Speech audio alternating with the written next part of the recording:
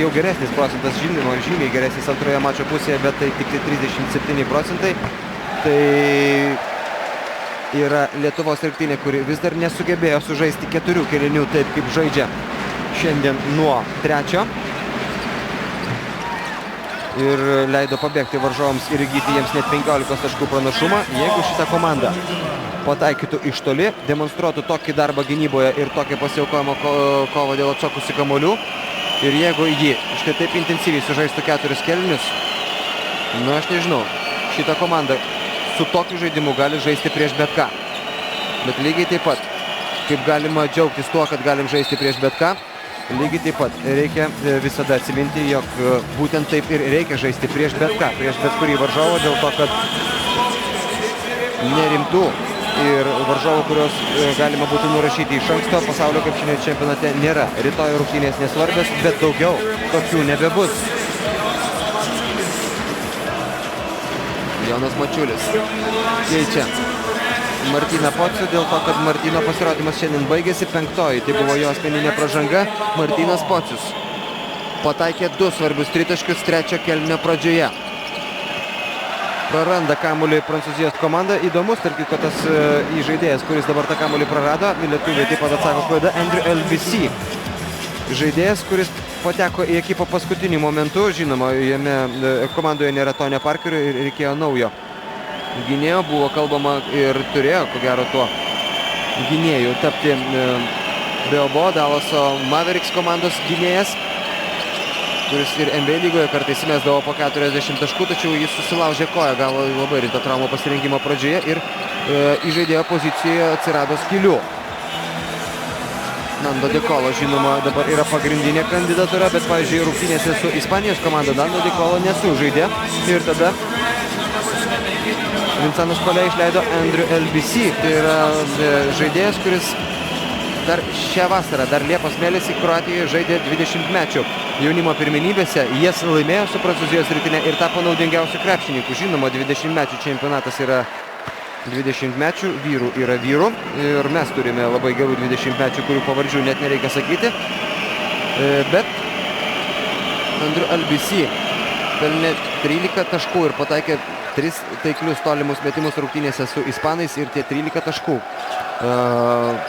padėjo prancūzams išpilti pergalę tose rungtynėse.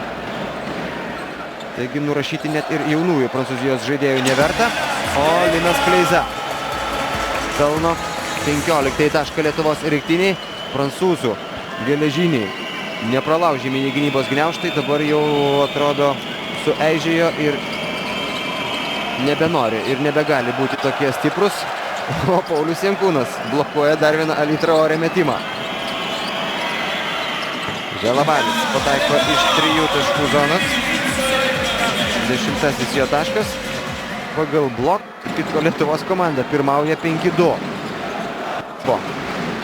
Buvo rungtynių su prancūzais, kuriuose šita atletiška ir galinga komanda apšokinėdavo Lietuvos rinktinę ir būtent to atletiškumo dėka kompensuodavo kitus savo trūkumus, tačiau ne šiandien.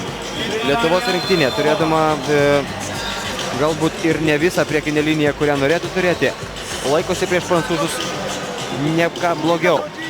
Minutės pertraukėlė.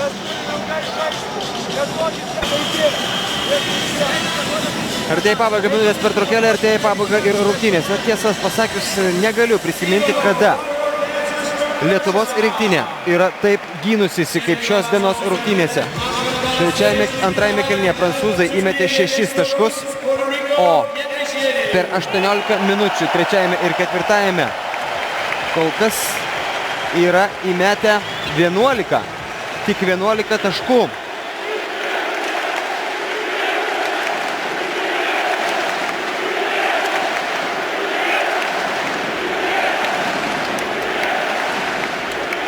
Puikus Lietuvos komandos žaidimas, o tribūnose Izmyre dabar džiaugsmas dėl to, kad buvo paskelbtas pasaulio krepšinio čempionato šeimininkų rezultatas.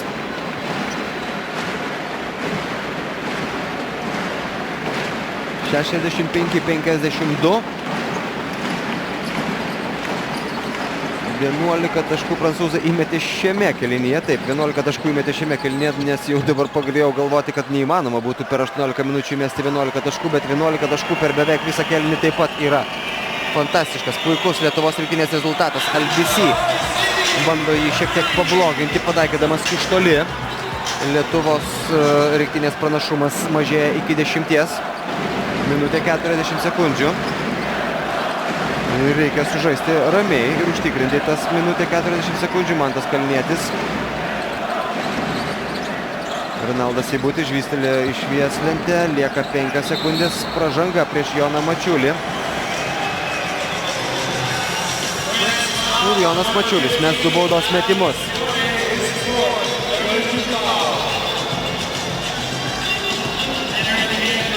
Ali Traorė.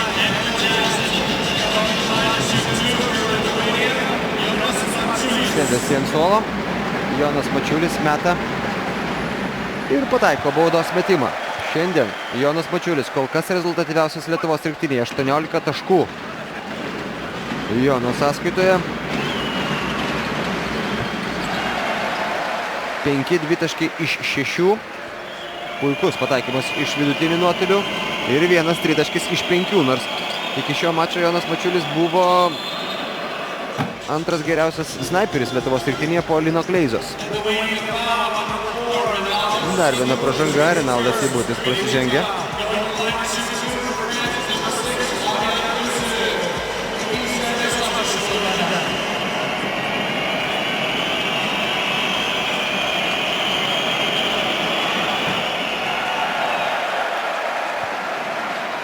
Tačiau Fabienas Čezė meta ir nepataiko baudos metimo. Štai tokie prancūzų veidai.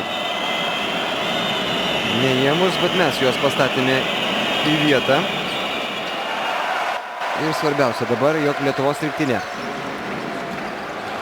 nepaisant visos šitos, daugam netikėtos, reikia būtinai pasakyti šitą sakinį, daugam, ir netgi labai daugam netikėtos pergalių serijos, liktų stovėti tvirtai ant žemės. Taip kaip stovėjo prieš čempionatą, taip ir liktų stovėti ant to žemės toliau. Albisi. Dar vienas metimas iš 3 taškų zonos. Jis galėjo sumažinti skirtumą iki 9 taškų, bet nesumažino. Dabar jau tikrai Lietuvos rinktinės fanų skanduotė "Mes laimėjom" yra nepaneigiamas faktas, nepaisant to, kad finalinė sirena nenuskambėjo. Nėra šiandien dramos 4-ame kėlinyje. Lietuvos rinktinė šiandien buvo pranašesnė ir galingesnė už Prancūzijos komandą. Mantas Kalnietis. Kietas jo susidūrimas su varžovu. Rungtynių arbitras pagalvojo ir skyrė pražangą Alenui Kofi.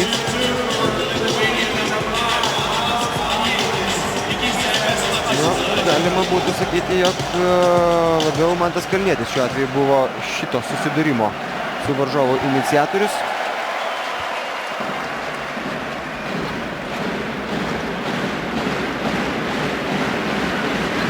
Bet net jeigu ir lietuviui dabar būtų užfiksuota ši pražanga, jį prancūzų išgelbėti nebegali. Mantas Kalnietis 9 taškai jo sąskaitoje, 2 rezultatyvūs perdavimai ir vėl tik tai 1 klaida.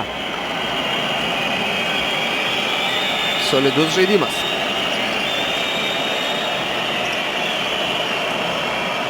Net tada, kai paskutinį kartą 2007 metais žaidėm su prancūzais, nebuvo taip ramu, dėl to, kad iš 10 taškų po 2 kėlinių buvo persvara ištirpusi ir teko tikrai pasijaudinti tose rungtynėse. Šiandien kažkaip viskas neįtikėtinai užtikrintai ir solidžiai. Lietuvos komanda laimi prieš Prancūzijos ekipą rezultatu 69-55 ir yra neginčijama D grupės nugalėtoja šiame pasaulio krepšinio čempionate. Nedaug yra komandų, kurios nepralaimi, pavyzdžiui, turkai, pavyzdžiui, Jungtinių Amerikos valstijų komanda ir Lietuva šalia jų. Ir mes kol kas, žinoma, neatsisveikiname su jumis dėl to, kad jūsų laukia karštas interviu iš Izmyro su vienu iš Lietuvos rinktinės krepšininkų. Na ir taip pat, aišku, dėmesio į Lietuvos TV3 televizijos studiją. Taigi likit įsijungę ir iki pasimatymo.